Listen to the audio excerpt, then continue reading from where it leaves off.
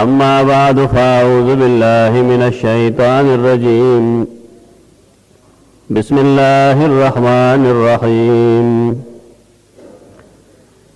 يا أيها الذين آمنوا أطيعوا الله وأطيعوا الرسول ولا تبطلوا أعمالكم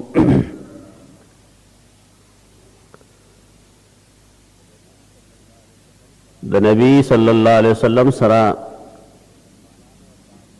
د مسلمانانو تعلق بنیاد یو خداو چې مسلمانان به رسول الله صلی الله علیه وسلم د ټولو نه لوی اعلی اشرف او بزرگ بشر ګڼي. دویم تعلق دا چې هغه سره خپله انتهایی مینه کوي، محبت به کوي. او درېمه خبره دا چې په دې به رضا کېږي او خوشحالېږي وا چې هغه د زمونږ رسول او نبي. په دې کې د آخري خبره باندې تیره جمعه ما بحث کړی دی چې یو مسلمان هغې پوره مسلمانېږي، د یو انسان د ایمان تکمیل هغې کېږي چې دی د رسول الله صلی الله علیه وسلم پر رسالت خوشحاله شي. رسالت اصل کې پیغام بریت وي،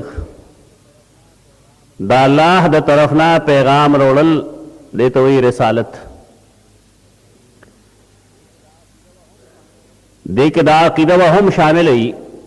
چې د رسول الله صلی الله علیه وسلم سره یا د هغه نه وروستو بل څوک نبي به نشي تسلیمولی. دا د آخري رسالت یو تقاضا ده امت مسلمه باندې. بارکیف دغه باندې خو به بحث انشاءالله بله جمعه کوو، لیکن د رسالت یو لازمی نتیجه بدائی، د رسالت د منلو لازمی نتیجه بدائی چې یو انسان یو مسلمان د نبی صلی الله علیه وسلم فرمان بردار شي. فرمان بردارے تا قرآن و حدیث کے اطاعت ہوئی. اطاعت منے فرمان برداری، خبر منل، د چا د عمل پشانت عمل کول، د چا د خبر غند خبر کول، د چا په نقش قدم باندې تلل. دې ټولو ته قرآن او حدیث کې یو مختصر لفظ استعمالیږي اطاعت. د هر یو رسول اطاعت لازمی په خپل خپل وخت کې. د هغې سبب دا دی چې الله رب العزت هر چا سره کلام نه کوي،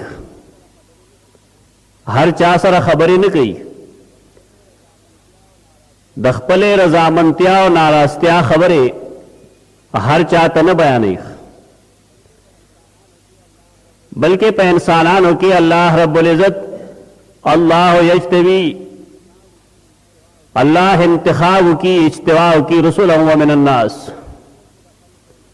په انسانانو کې د خلق اجتباع کی کم کسانے چی اغواړي چې دا خلق انتخاب د ضروری دی، نو الله رب العزت هغه منتخب کی، هغه سره خپل پیغام کی، هغه بیا نور مخلوق ته ورسوي. په دې وجه باندې کم سړی کم ذات چې الله هغه نه رسول جوړ کړی دی، د هغه په هر قول فعل کې به د هغه اطاعت لازمي. ما سوا د هغې افعالو نه، ما سوا د هغې کارونو نه کم چې د هغې سړي د هغې شخصیت خصوصیت وي. یعنی بعضې څیزونه داسې چې په هغې کې د رسول الله صلی الله علیه وسلم اطاعت به نه وي، هغه کار به هغه شان نشي کولی څنګه رسول الله صلی الله علیه وسلم کړي. هغه ته خصوصیات وایي. الزواجر کې ابن حجر حیثمی لیکلی دي چې الخصوصیات لا یقاس علیها. خصوصیات د یو نبی په هغې ته بل څه شی نشي قیاس کولی. په دې ور انشاءالله څه وخت بحث کوو بیا چې خصوصیت د عقل په بنیاد معلومیږي او که د نقل په بنیاد معلومیږي. هغه کوم څیزونه دي چې هغه د رسول الله صلی الله علیه وسلم خصوصیات دي، دا ځان له مستقل وقت طلب خبره استاد د پویل لپاره صرف دا ویلی شو چې باندې کارونه داسي چې پای کې د پیغمبر اطاعت نه چې ته خصوصیات وي. مثلا نبی صلی الله علیه وسلم په یو ټایم باندې د سلورو نه سیوا خزي کولی شي، امت داسې نشي کولی. امت لپاره حکم دا دی چې دی که بالفرض غواړي د حالاتو تقاضایي نه په یو ټایم دی سلور خزي کولی شي، سیوا نشي کولی. دا سیوا د رسول الله صلی الله علیه وسلم کول دا د هغې خصوصیت دی. امت به په دې کې د هغه اتباع نه کوي. یو بله خبره چې د هغې تعلق یو عام جن سره دی، هغه دا دی چې یو عام سړی وده شي، پر کالي پې راغله، سترګې پټې شوې، د ده اودس مات شوی دی، لیکن د رسول الله صلی الله علیه وسلم اودس په خوب باندې نه ماتېږي. دا د هغې خصوصیت دی. او د هغې وجه رسول الله صلی الله علیه وسلم دا فرمایلی ده چې بېشک زما سترګې وده شي لیکن زما زړه نه وده کېږي. یعنی عام انسانان د هغې سترګو کې غفلت چې راشي، آثار ښکاره شي، د دې مطلب دا دی چې د انسان زړه هغه اوس وده شوی دی، جوارح اعصاب وده شوي دي. په دې وجه که د ده نه څه د اودس ماتېدونکي څیزونه صادرېږي، ښکاره کېږي، نو دی په هغې نه پوهېږي. لیکن د رسول الله صلی الله علیه وسلم زړه د خوب په وخت کې هم بیدارېږي، ناپوهېږي په دې باندې چې آیا زما نه څه داسې حرکت شوی دی چې په هغې زما اودس ماتېږي او که نه ماتېږي. زما په خیال دې وخت دپاره دا دوه مثالونه کافي دي. اصل نور هم ګڼ مسائل شته دی چې هغې ته د رسول الله صلی الله علیه وسلم خصوصیات مونږ ویلی شو. خو بهر کیف د رسول الله صلی الله علیه وسلم اطاعت په هر عمل کې واجب دی، ما سوا د هغې نه کوم چې د هغه خصوصیت وي. دا اطاعت د هر رسول فرض و. عبادات څومره چې سړی کوي پای کې د نبی صلی الله علیه وسلم اطاعت په ده لازم دی. زمون خلق دې طرف ته پام نه کوي، خیال نه کوي. د هر چا خپل سمعی چې که مونځ یو کو کوی نه کو، د هر چا خپل سمعی چې په څه وخت یو کو نو ټیک ده، د هر چا خپل سمعی چې په هره طریقه یو کو نو ټیک ده. دا ټولې خبرې غلطې دي. الله د مونځ دپاره یو ټایم مقرر کړی دی، او قرآن مجید نه معلومه ده چې ان الصلاة کانت علی المؤمنین کتابا موقوتا. مونځ مسلمانانو باندې په خپل ټایم کې دننه فرض دی.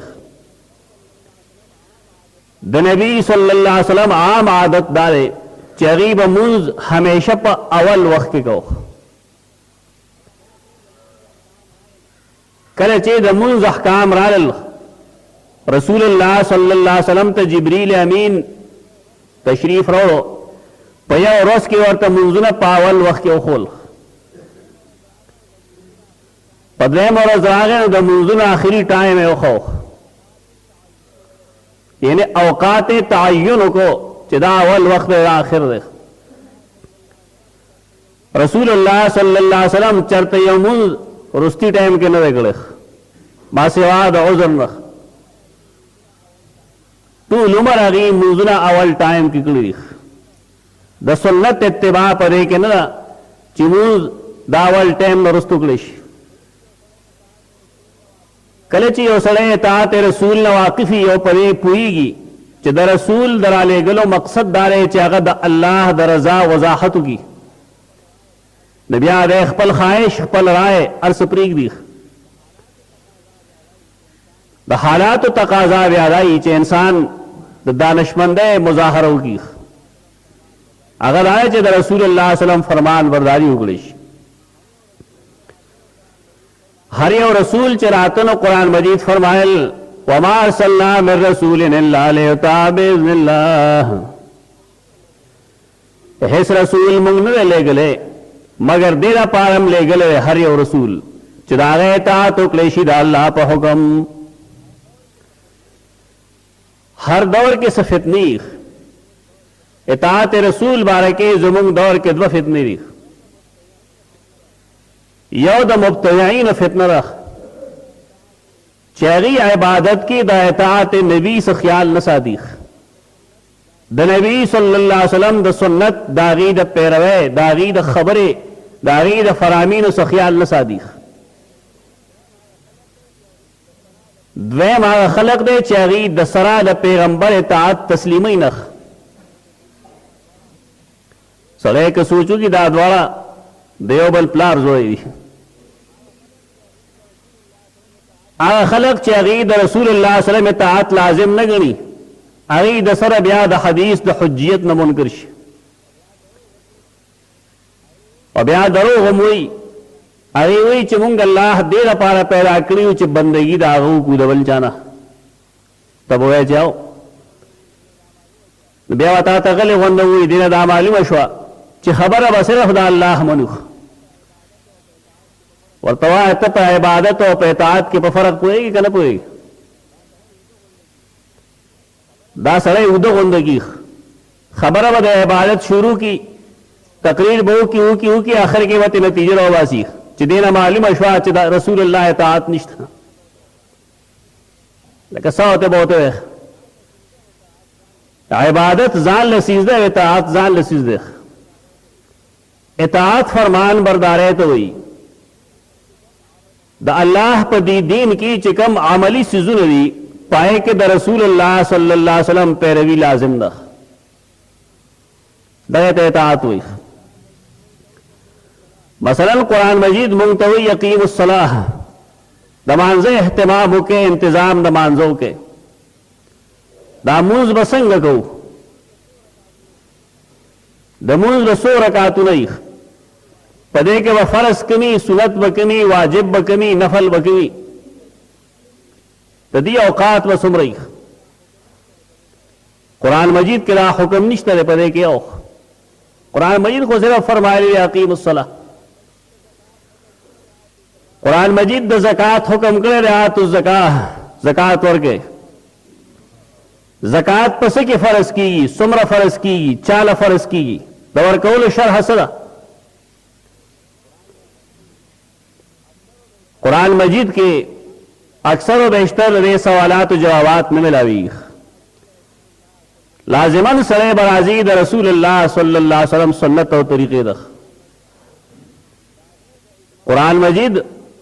दागे द इजमाल तफसील मुहम्मदुर रसूलुल्लाह सल्लल्लाहु अलैहि वसल्लम पखपल अमल और पखपल कौल के गड़ रख दा फितना न आमशे रख उर्दू के पुख्तों की खलक पदी किताबों ने लिखी और वे साबितों कोशिश की चद रसूलुल्लाह सल्लल्लाहु अलैहि वसल्लम कार सिर्फ राओ चैगमू तला अल्लाह किताब रोड़ा बस चुटी शो रख यानी दागी इताअत सलाजिम न देख दा डलक गुमराह दा बल्कि दा कुफर देख रसूल राजी दा देरा पारा हर दौर के रसूल देरा पारा राजी चिदाग इताअत उकलिशी दाग फरमान बरदारी उकलिश दे खलको द रसूल दे इताअत ने इनकार हो गए हुज्जियत न गणो दलील न गणो बले गायत मुब्तदईन दासिरी चरीद पैगंबर इताअत लाजिम न गणी ठीक दा नजरियाती तौर वागी दावी च रसूल इताअत लाजिम दे लेकिन यो सड़े च बिदात कई दा दलील दे दे दा गम्माजी दे कई च दा सड़े द रसूलुल्लाह सल्लल्लाहु अलैहि वसल्लम अमल बाने इक्तिफा न कोल वाली ज़कमावे ला प्ला रोज़ोई यो किस्म इनकार कई बल किस्म इनकार कई द रसूलुल्लाह सल्लल्लाहु अलैहि वसल्लम इताअत यो मिसाल बगैर कुता सुना जिक्र यो इबादत जिक्र मने अल्लाह यादौल सड़े अल्लाह संग याद की पसंद तरीका याद की कुरान मजीद के हुक्म ने उज़्कुरुल्लाह ज़िक्रन कसीरा अल्लाह याद आवे डेर डेर याद के कसरत सर अल्लाह याद का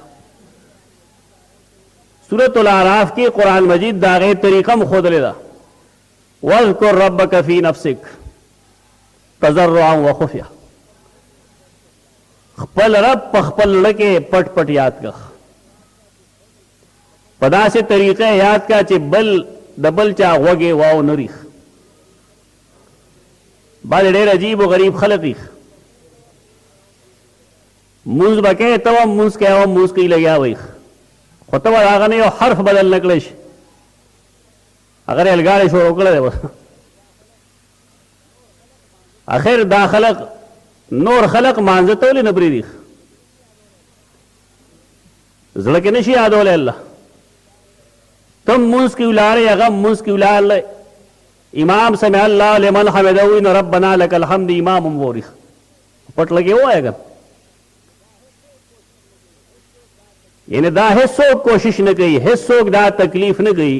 چې زه بل مسلمان د خپل تکلیف نه وچ کم. د دین دا یو مزاج دی، مسلمانانو له جوړول غواړي چې مسلمان دی د خپل تکلیف نه نور مسلمانان بچ کړي. تکلیف یوازې وهلو ته نه وي، تکلیف یوازې دې ته نه وي چې ته یو انسان ته کنځل وکړې، ستا په یو عمل هغه ته دک رسی، هغه ته رکاوټ پیدا کیږي، د هغه ذکر اذکار کې مشغولتیا کې فرق راځي، دا کار مه کوه. د رسول الله صلی الله علیه وسلم یو عام دعا ده، کله چې به هغې د کور نه بهر وتل نو دعا به یې کوله، اللهم انی اعوذ بک من ان اذل او اذل او اذل او اذل او اظلم او اظلم. دې کې دا فلسفه ذکر کړې ده، الله تا سره پناهي غواړم د دې خبرې نه چې یا دې څوک ما وښوي یا دې زه بل څوک وښیم، یا دې زه بل څوک ګمراه کم یا دې ما بل څوک ګمراه کی. الله دینم پناهي غواړم چې زه په چا ظلم وکړم یا دې په ما باندې څوک ظلم وکړي. دې کې دا فلسفه ښودل ده چې مسلمان هغه د خپل ضرر نه بل څوک بچ کوي، دا ضرر دی. د هغه توجه کې ولې فرق راولي؟ بعضې خو ډېر بدتمیزه وي، جماعت خواږې په دې نه پوهېږي چې مونځ کېږي، درس و تدریس کېږي، جماعت خواږې به چغې روړې شروع کړي. ته به وایې دا مسلمانان نه دي، هندوان راغلي د هندوستان نه، د خپل عبادتګاه د خپل مسجد په احترام نه پوهېږي. مسلمان د خپل تکلیف نه بچ کړه. مانځه کې د سبحانک اللهم وایه بېشک ووایه، خو داسې مه وایه چې د بل غوږونو ته رسي.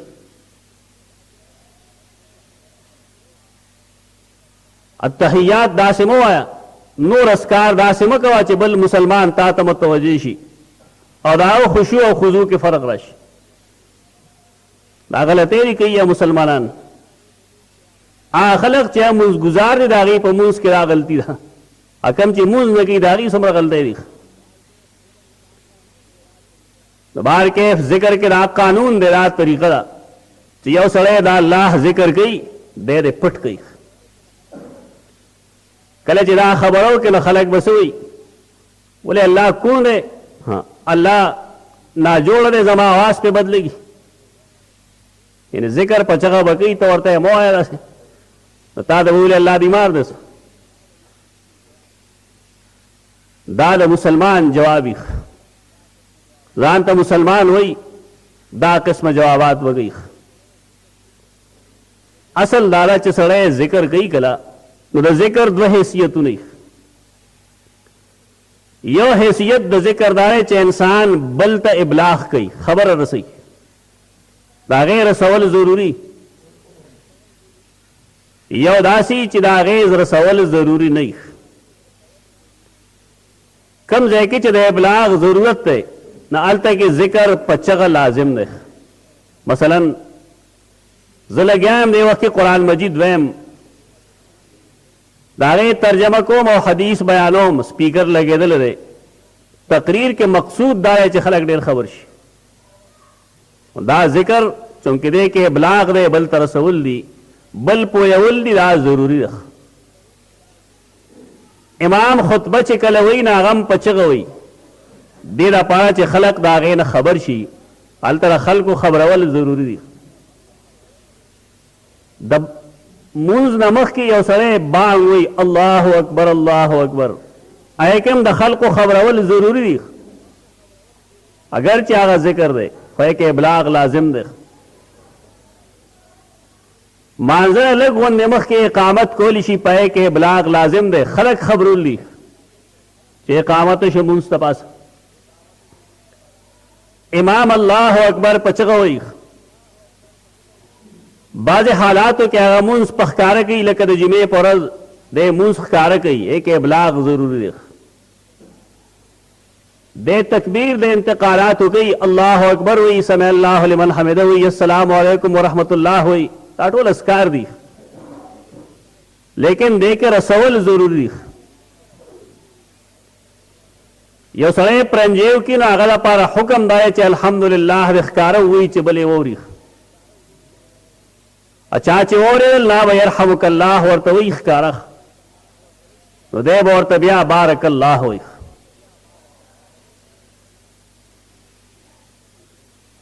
امام چرته مونځ کې خطا شي مقتدی له پکار دی چې هغه ته سبحان الله ښکاره ووایي هلته رسول لازمه ده دا چې کوم ځای نه وښودل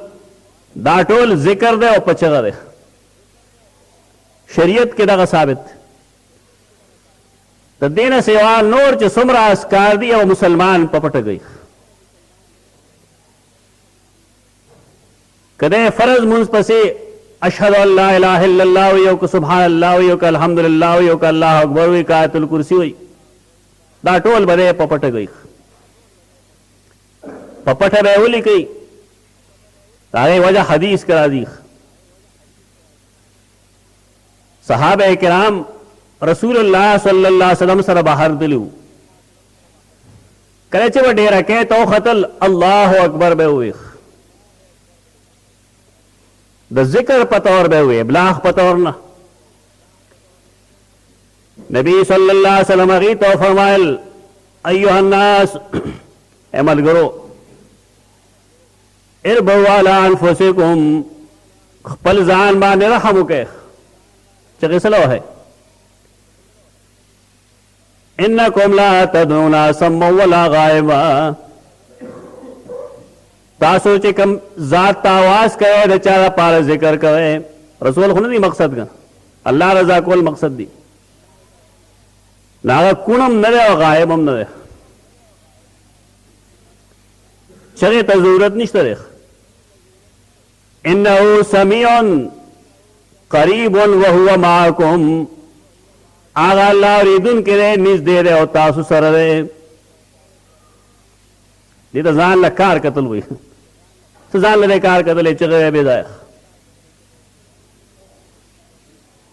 کبیری د امام ابو حنیفه رحمت الله تعالی علیه د مسلک یو کتاب دی د ورکوټي کتاب دی منیا وایي خلک هغې ته منیت المصلي د هغې منیت المصلي دوه شرحې کړي دي امام حلوي یو ته صغیري وایي بل ته کبیري وایي هغې کبیري کې دوه ځایه لیکلي دي ولأبي حنیفة ان رفع الصوت في المسجد ولو بالذکر حرام هغه عبارت د امام ابو حنیفه رحمت الله تعالی علیه دا مذهب دی چې جماعت کې په چغه باندې خبرې کول اگر که سړی ذکر کوي هغه نو دا حرام دی یو خو زمونږ خلک د دې ته جماعت هم پټی ښکاري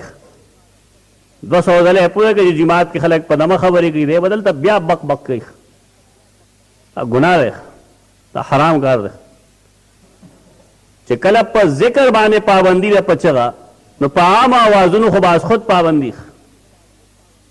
خلک د جماعت احترام کوي ولأبي حنیفة او د امام ابو حنیفه مذهب دا دی ان رفع الصوت فی المسجد چې جماعت کې په چغه باندې آواز کول ولو بالذکر حرام اگر کدا په ذکر باندې نو دا حرام دی ولې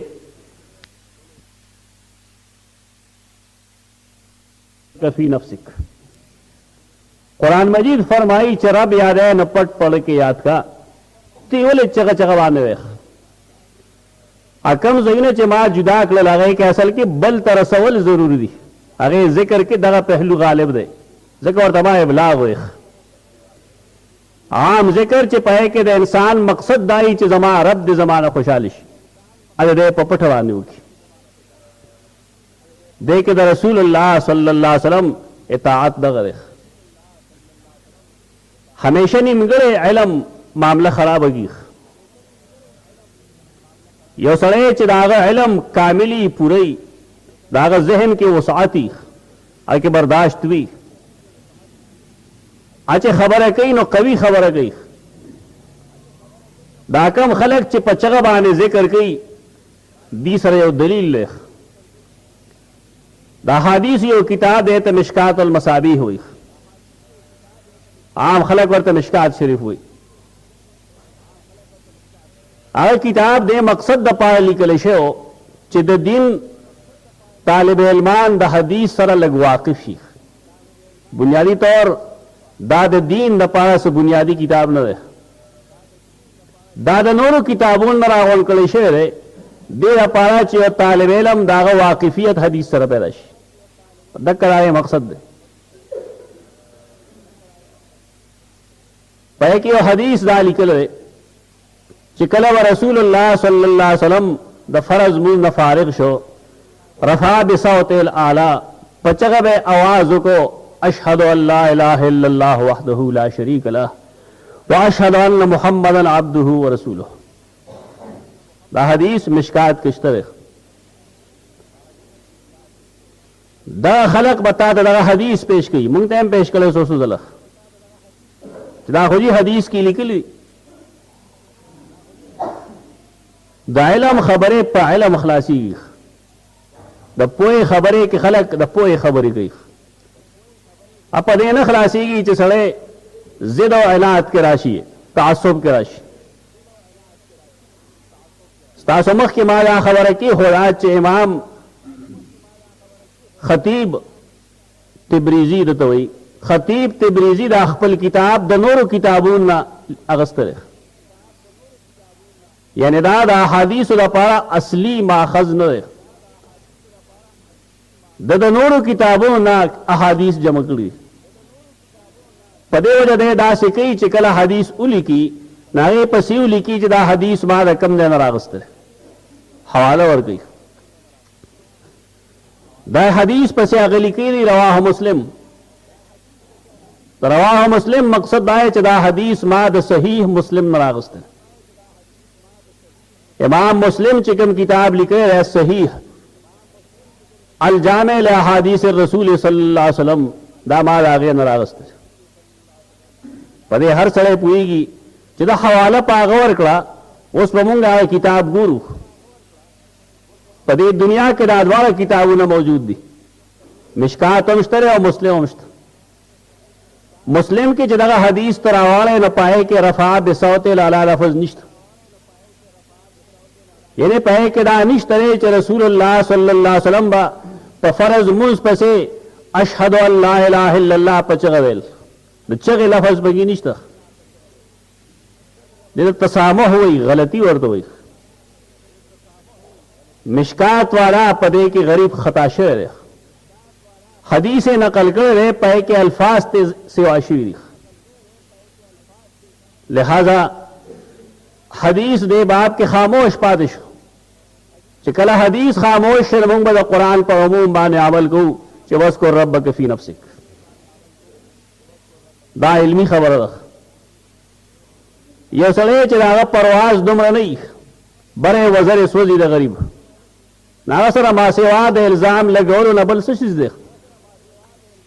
अब अतश इल्जाम लगे जिदा जिक्र न मनी आगा सहे चागा जान तो मुसलमान हुई या जिक्र मुखालफत नहीं शिकोले इख्तलाफ बसिरफ पदी की च जिक्र दे पपट ओगलिश दामाया मिसाल दरकन तासुलख तो जिक्र पबाब के द रसूलुल्लाह सल्लल्लाहु अलैहि वसल्लम इताअत लाजिम दे आयत करीमा च कम माहल रसूलुल अहज़ाब दिरी इर्श पर इंशाअल्लाह और बहसुनम को कुरान मजीद पे के तंबीह की या अय्युहल्लज़ीना आमनू आवाज मोमिना होते गई यानी यौ सड़े चागा मोमिन दे नो कुरान आगा मुखातब गई तदे खबर खिताब की चाहती अल्लाह वाती और रसूला अती दो लवई इन्हें संग चिदा अल्लाह तात लाजिम दे दारंगे दे रसूलुल्लाह सल्लल्लाहु अलैहि वसल्लम तात लाजिम दे दावनवे चिदा अल्लाह तातो का पैगंबर पर अती अल्लाह वाती और रसूल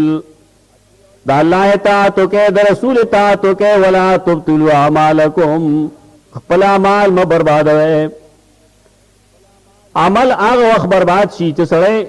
द पैगंबर इताअत प्रीदी यो सड़े द अल्लाह इताअत प्रीदी कम अमल च रसूलुल्लाह सल्लल्लाहु अलैहि वसल्लम पकम तरीका करे पाए तरीका आगे कवल लाजिम दी इताअत बजा के तो दाने ची यो सड़े यो कार की होते है जे बस वे के मुंजुश दाकवा तरीका बाने ची मुंग मुस्कू च सड़े अवल पासी तकबीर तहरीमा अल्लाह अकबर हुई गालास पनामो की गई दाकम आम आदत चले पदे तरीका मुंज कारा चदा इताअत नबी के दा मुंज दे के सड़े राव लगी चाहे अल्लाह अकबर हुई और पसे सजदों की ब्या पास रुकू की ब्या कैदों की आखिर क्या सुभानक अल्लाहुम्मा ने शुरू की अगर अरकान ख्वागो मा शांत अदा कल संगे चिता अदा के तरतीब नबवी बदल को तकम कैफियत च रसूलुल्लाह सल्लल्लाहु अलैहि वसल्लम मुंज खोदलो आ तरकीब बदल को तब असं मुंज शो मुंज दलीन उन्ने जतस अरकानों का वान दुरुस्त मुंज बाला गई मुस्की चदा पैतात नबवी के पाए तरीका उशी दगा हालत दरोजे दे दगा हालत द ज़कात दे दा अजान दे दा दुआगान दे दगा द खैरात दे द सदकात दे कसरे पदे के तात नबवी लरी की पदे बा अमल बर्बाद शी कुरान मजीद ज़करा तंबीह वर करेला चला तुब्तिलु अमालकुम फला अमाल